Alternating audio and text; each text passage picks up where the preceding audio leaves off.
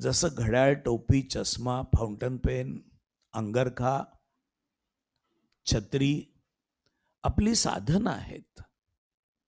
आपण त्याचा वापर करतो. पण छत्री निराळी आणि मी निराळा, चष्मा निराळा आणि मी निराळा. अंगरखा निराळा आणि अंगरखा घालणारा निराळा. तसं इंद्रिय निराळी आणि इंद्रियांच्या मागं इंद्रियांचा अधिष्ठान असणारा मी इंद्रियांपेक्षा निराळा. मन आणि मनाच्या मागं अधिष्ठानभूत असणारा मी चैतन्य स्वरूप मी मनापेक्षा निराळा. बुद्धी आणि बुद्धीचं अधिष्ठान असणारं चैतन्य बुद्धीपेक्षा निराळं.